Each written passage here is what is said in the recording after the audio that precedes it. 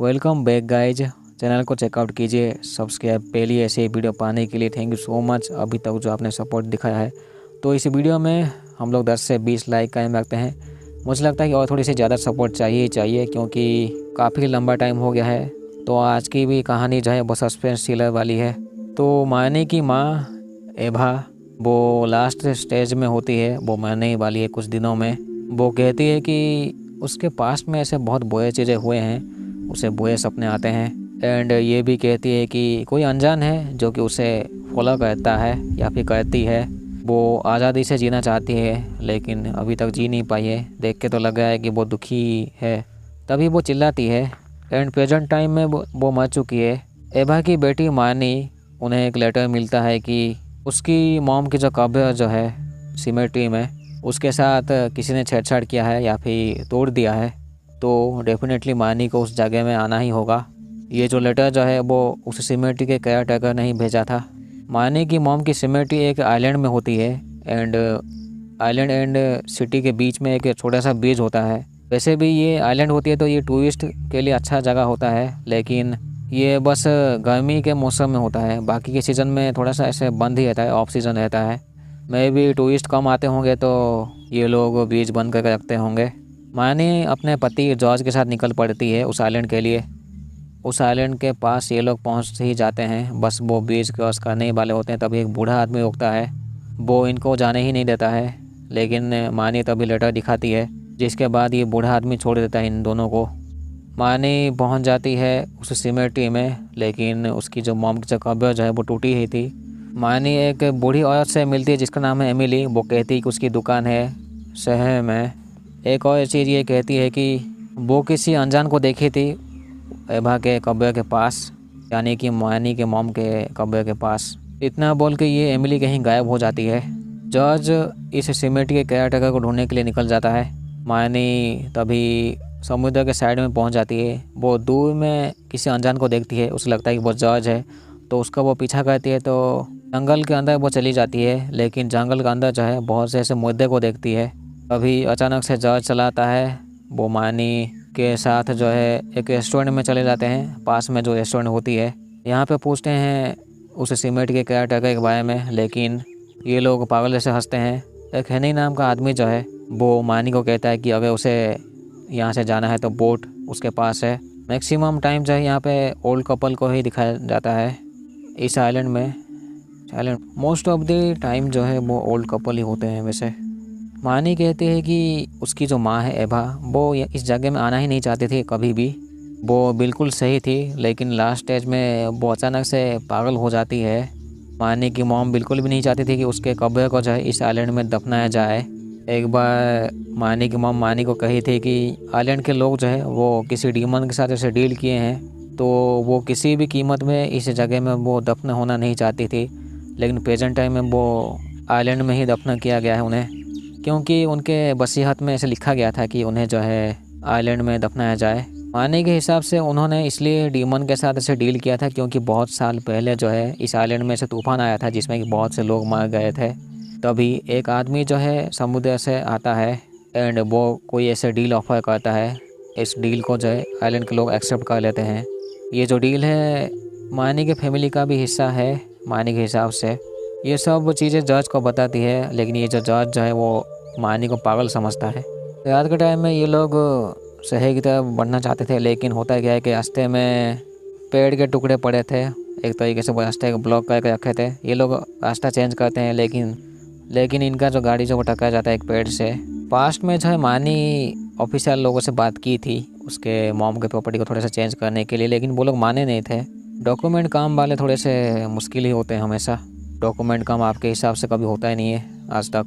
गाड़ी के अंदर ही मानी आंखें खुलती है, लेकिन जॉर्ज कहीं गायब हो चुका था। तभी एक हॉर्न बजता है ब्रिज बंद होने का। मानी भाग के जैसे तैसे ब्रिज के पास पहुंच जाती है, लेकिन ब्रिज अभी बंद हो चुका था।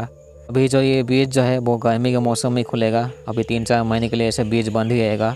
तो ब्रिज जो है बंद हो चुका था, तो पास के दुकान में जाती है। छोटा सा म्यूजियम भी होता है पास में ही, क्योंकि अभी मेनली जो है वो अपने पति जॉर्ज को ढूंढना चाहती है। पूरे आइलैंड में जो है अकेली ही मानी होती है।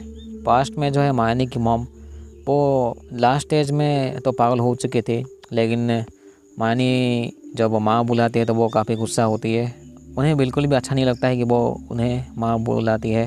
तो वो क्यों पागल हो गए थे, तो इसका जवाब जो है मैं भी मानी को इसी आइलैंड में ही मिलेगा। तो आइलैंड में जो है अभी अकेली मानी जो है उसे याद आता है कि बुढ़िया एमिली ने जो है वो कही थी कि उसका एक दुकान है, फूलों का दुकान।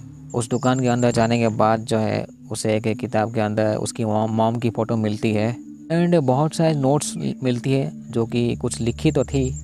हालांकि मानी उस चीज़ को ऐसे ध्यान से पढ़ती भी नहीं है, लेकिन एक जगह में जो है बड़े अक्षर में लिखा था कि वो उठ चुका है। अभी कौन वो गांडू उठ चुका है ये मानी को पता ही नहीं होता है। अभी मानी जो है उस बुढ़िया को देखती है, एमिली को, लेकिन उसके आंखें जो है वो चेंज हो चुकी थी। जिसके बाद मानी यहाँ इस जगह से भाग जाती है। जब वो उस बार में पहुँचती है तो वहाँ पे लोगों को देखती है, लोग जो ऐसे फ्रीज हो चुके थे एक तरीके से, जैसे कि टाइम रुक चुका है। अचानक से उसे बहुत से ऐसे आत्माएं जो है घेर लेती है।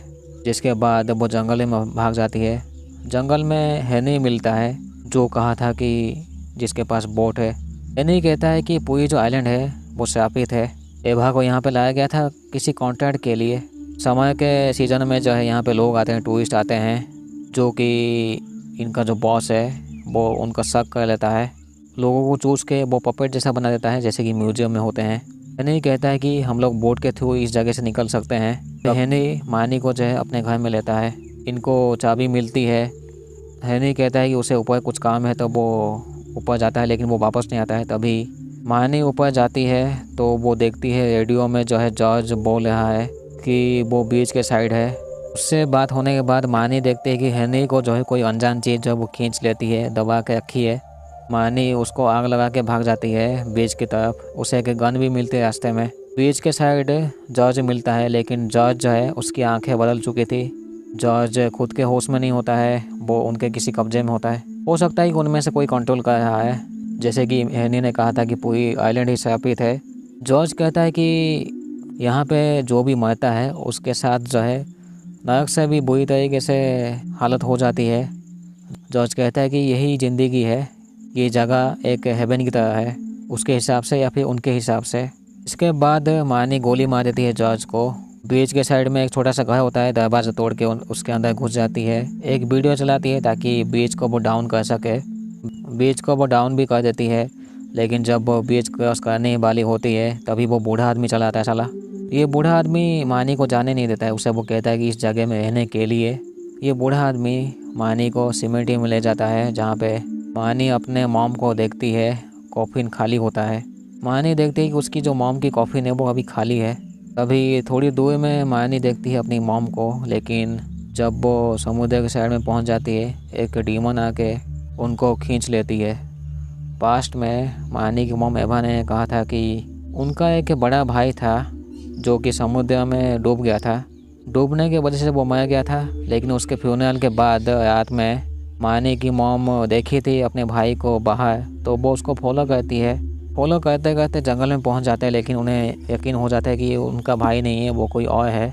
तो मैं भी हम लोग इसका मतलब ये था कि जो कहानी में जो है एक आदमी आया था जो कि आइलैंड के लोगों के साथ ऐसे डील किया था, मैं भी वो एवा का ही भाई हो। प्रेजेंट टाइम में जो है मानी इस जगह में ही रुक जाती है। वो एमिली की दुकान में काम करती है एंड समय का टाइम आ चुका था तो बीच अभी खुल गया था।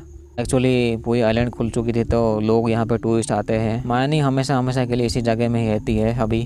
तो यहीं पे ये कहानी ख़त्म होती है। चैनल को सब्सक्राइब पहले से वीडियो पाने के लिए। तो ये एक कहानी थी आइलैंड की, जिसमें कि जो भी जाता है उसकी ठुकाई हो जाता है। अगर उस कॉन्ट्रैक्ट का हिस्सा है कोई तो, नहीं तो नहीं।